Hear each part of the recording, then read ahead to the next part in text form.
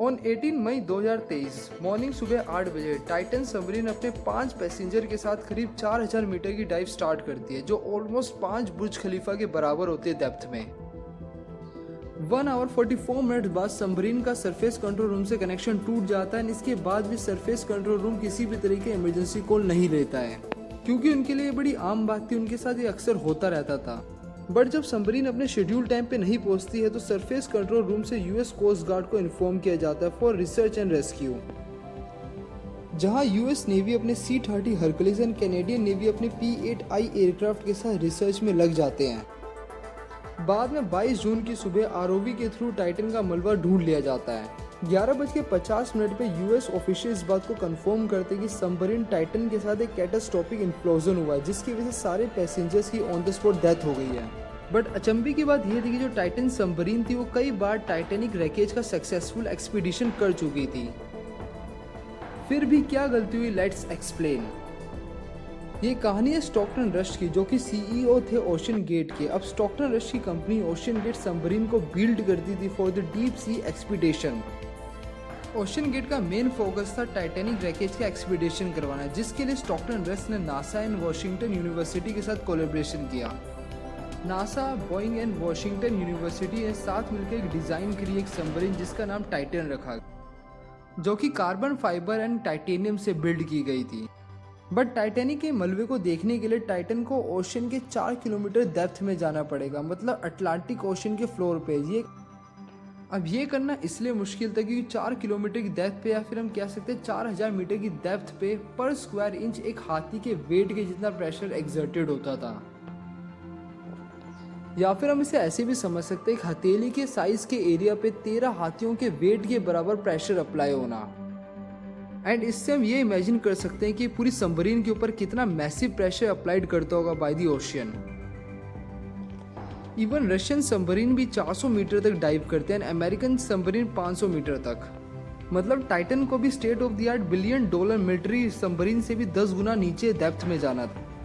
But इस impossible task को James Cameron ने 33 बार टाइटैनिक रैकेज तक डाइव करके प्रूव किया था। इसके लिए जेम्स कैमरॉन ने एक ऑस्ट्रेलियन इंजीनियर द्वारा बनाई गई सबमरीन का यूज करा था, जिसका नाम था डीप सी चैलेंजर। बट इस मुश्किल टास्क को जेम्स कैमरॉन ने 33 बार टाइटैनिक रैकेज तक डाइव करके प्रूव किया था।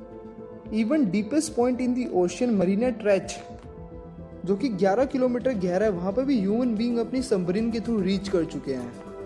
मतलब एक बात क्लियर, अगर आपके पास सही इक्विपमेंट है तो आप टाइटैनिक का एक्सपीडिशन आराम से कर सकते हो। मई 2021 जॉर्ज गेट, जो कि डिस्कवरी चैनल के एक popular show expedition the unknown को होस्ट करते थे, उन्हें ओशन गेट के साथ अपॉर्चुनिटी मिली to film the Titanic wreckage during the test dive. But safety concerns को लेके उन्हें ना चाहते हुए अपने हाथ पीछे करने पड़े इस प्रोजेक्ट से। जॉर्ज गेट्स का कहना था जो टाइटन है उस प्लेटफॉर्म के साथ कम्युनिकेशन एंड टेक्निकल इशू है एंड सेफ्टी प्रोटोकॉल्स के लेके वो इस मिशन को कंप्लीट नहीं कर सकते डिस्कवरी के लिए। जुलाई 2021 में टाइटन सबमरीन ने अपनी सबसे पहली एक्सपीडिशन करी, सक्सेसफुल एक्सपीडिशन करी टाइटैनिक की। एंड टाइटन ने अच्छी तरह पूरे टाइटैनिक के मलबे को एक्सप्लोर किया। स्टॉक ग्रिफिथ, जो उस समय टाइटन के अंदर मौजूद थे, उन्होंने भी कम्युनिकेशन को लेके बहुत सारे अपने कंसर्न बताए। इवन 2021 में जब एक इलेक्ट्रिकल प्रॉब्लम को लेके पूरी की पूरी डाइव भी कैंसिल करनी पड़ गई थी, जो ओशन गेट की क्रेडिबिलिटी एंड सेफ्टी प्रोसीजर के ऊपर बहुत सारे क्वेश्चन उठाते थे। 3 जुलाई 2022 Mexican actor YouTuber Alan Estrada भी टाइटन सबमरीन के अंदर से टाइटैनिक रैकेज को एक्सप्लोर करके आए थे।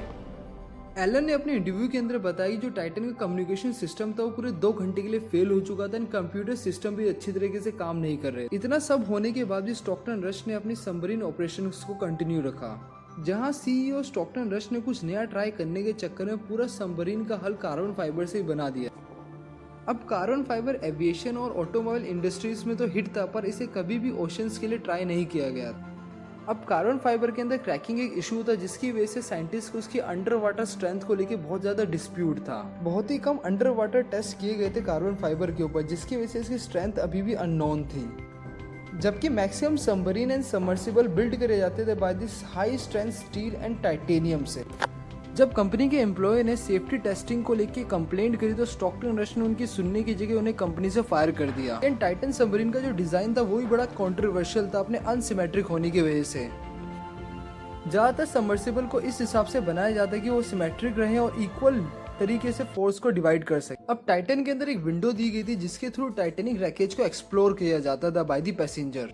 अब ये जो विंडो थी एक्रेलिक की बनी हुई थी और जो सर्टिफाइड थी सिर्फ 4500 फीट के लिए, जबकि टाइटन को रीच करना था 12500 feet for the Titanic wreckage. अब टाइटन अपने साथ कैरी कर रही थी 5 पैसेंजर्स को, जिनमें से पहले थे कंपनी के CEO Stockton rush. Passenger number 2 थे पीएच नार्गोलेट, जो कि फ्रेंच नेवी के एक्स पायलट रह चुके थे। पीएच नार्गोलेट एक बिजनेस भी रन करते थे जिसके अंदर वो टाइटेनिक के आर्टिफैक्ट्स को निकाल के ऑक्शन में बेचा करते थे। वजह से वो 33 बार टाइटेनिक रैकेज का एक्सपीडिशन कर चुके थे।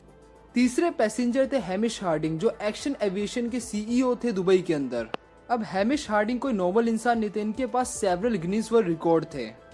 उनमें से एक गिनीज वर्ल्ड रिकॉर्ड था हैमिश हार्डिंग के पास, जो था ओशन के सबसे डीपेस्ट पार्ट के अंदर ज्यादा समय तक रहने का। हैमिश हार्डिंग ओशन के सबसे डीपेस्ट पार्ट मतलब मरीना ट्रेच के अंदर लगभग 4 घंटे तक रहे थे। मरीना ट्रेच जिसकी डेप्थ ऑलमोस्ट 11 किलोमीटर है, जो डीपेस्ट पार्ट है ओशन का। मतलब हैमिश हार्डिंग डीप ओशन को अच्छी तरह समझते थे, वहाँ पे क्या प्रॉब्लम हो सकती है वो इन सब चीजों के बारे में अच्छी तरह जानते थे। पैसेंजर नंबर 3 और 4 थे शहजादा दाऊद, जो कि एक पाकिस्तानी बिजनेसमैन थे और उनका 19 साल का बेटा। अब स्टॉकटन रश और पीएच नार्गोलेट को छोड़ के हर पैसेंजर ने इस टूर के लिए 2 करोड़ 50 लाख रुपए दिए थे। 2 करोड़ 50 लाख पर पैसेंजर देने के बाद भी ओशन गेट की जो सबमरीन थी टाइटेनिक, उसके अंदर कुछ भी खास इक्विपमेंट यूज नहीं करे थे। इवन टाइटन को कंट्रोल करने के लिए एक नॉर्मल जॉयस्टिक का यूज कराया जाता था, जो कि प्ले स्टेशन और एक्सबॉक्स के लिए बनाई गई थी। लेटेस्ट डेवलपमेंट को देखते हुए यूएस कोस्ट गार्ड इस बात पे पहुंचे हैं कि जो सबमरीन है टाइटन, उसके अंदर कैटास्ट्रोफिक इम्प्लोजन हुआ है और जिसकी वजह से मिली सेकेंड के अंदर 5 पैसेंजर की डेथ हो गई है। अब क्वेश्चन उठता है कि इम्प्लोजन होता क्या है, जिसकी वजह से इन सबको अपनी जान से हाथ धोना पड़ा। एक्चुअली जो इम्प्लोजन होता है वो जस्ट रिवर्स होता है एक्सप्लोजन का।